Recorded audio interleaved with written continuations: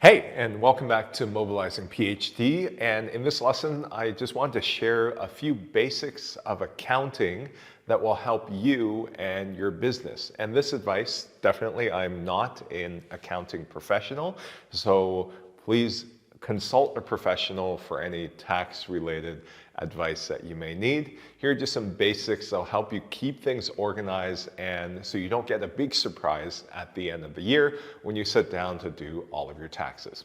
And good accounting is also essential for having a good financial picture of how your company is doing.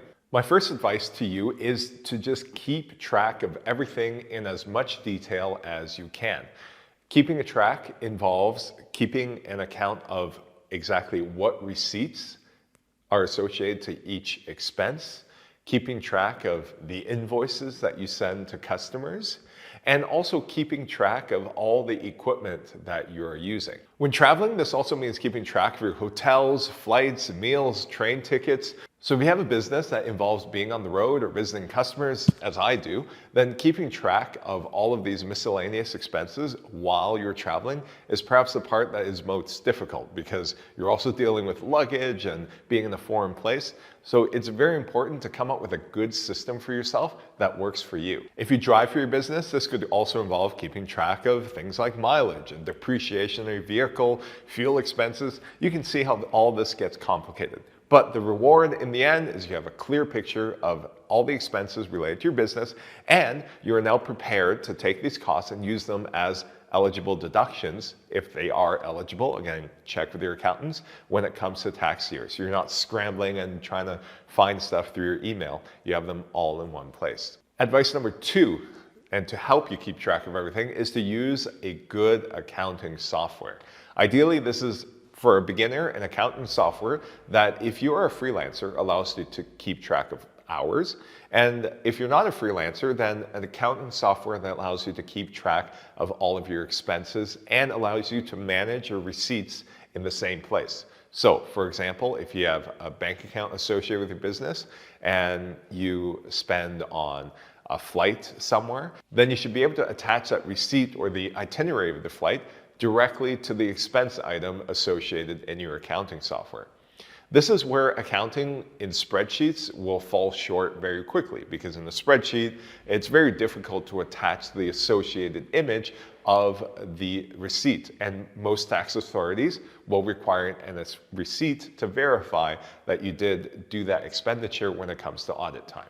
So an accounting software that keeps track of your hours if you're a freelancer, and if you're not a freelancer, then definitely an accounting software that helps you attach receipts to every individual expense. And this brings me to the third point, which is having a bank account associated with your business.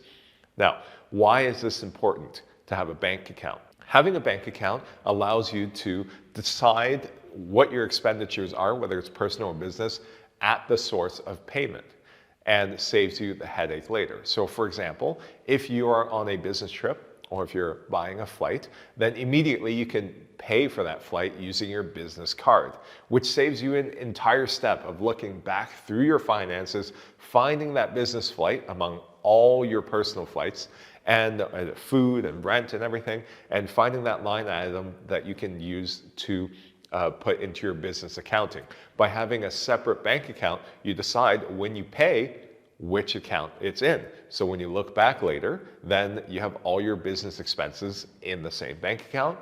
And by doing that, even if you miss something in your accounting, say you were too busy to put it into the software that day, then at least you have a very clean record of what went in and what came out. Having a dedicated business bank account also helps you see at a glance how your business finances are doing, right? Because it's now squared up against a zero. So if you start with zero, you know exactly how much profits and losses that you are making at that point in time.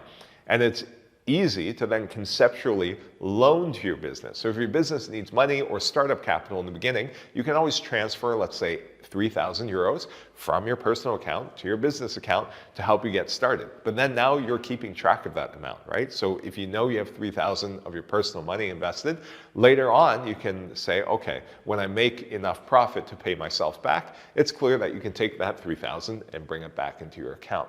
So it just helps you keep an updated day-to-day picture of how your business is doing and keeps things clean and tidy for day-to-day accounting, but also at the end of the year, even if you miss something, it's so easy to look back and just figure out what you've missed, find the receipt, and then use that for tax reporting. It's also useful and makes your life easier if you can have your bank account and your accounting software linked, which means that all the transactions in your bank account can go directly get imported into your accounting software.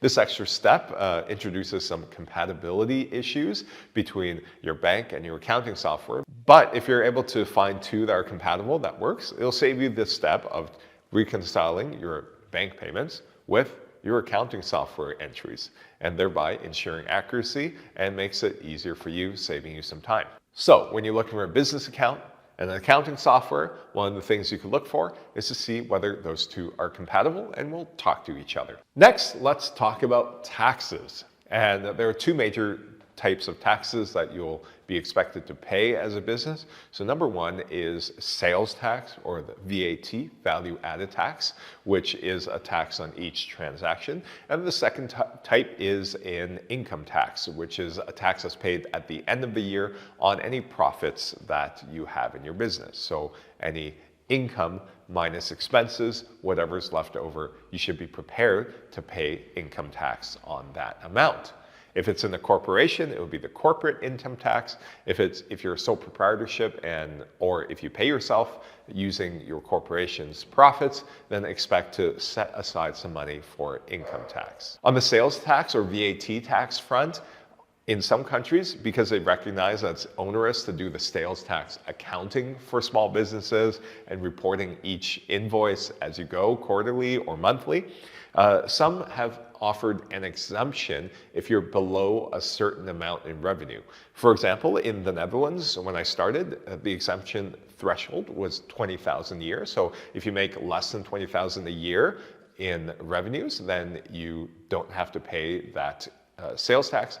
In Estonia, for a corporation, that is 40,000 euros. And in Canada, I believe the limit now is 30,000 Canadian dollars. So in each country that I've operated in, there is this limit that exempts you from paying the sales tax. Now, it's important because in some places, you have to actively apply for this exemption before you are exempted. So don't automatically assume that you just don't have to pay it. Make sure to check with your local laws and regulations to see if you have to apply for this exemption when you're started. It might be good to apply for this exemption because even though you miss out on the sales tax, there's just so much less administration that goes along with it. And my final tax-related piece of advice for you is to set a reminder on the tax deadlines for your company. So this could coincide with your personal taxes, but leave some room to actually figure out the extra paperwork that goes with personal taxes. Or it is the corporation tax deadline date. And those two could be different. So every year for each of my companies, I set a calendar reminder to remind myself to do the taxes. Because if you don't, there could be some hefty penalties that are attached for late or lack of submissions. And that's my accounting basics for the Mobilizing PhD course. If I were to sum it up, the most important points is to please keep track of all your receipts and expenses. That way, even if at the end of the year it becomes too complicated for you to handle it, at least when you hire an accountant, then they can look through a record of things that you've accumulated throughout the year that's nicely time-stamped with attached receipts, and they can help optimize your taxes for you.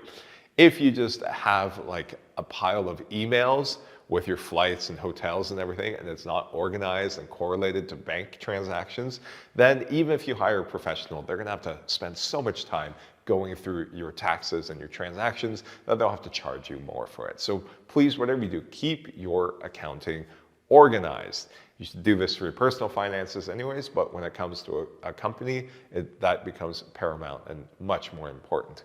And second key takeaway is to make sure you mark that tax deadline on your yearly calendar as a recurring event.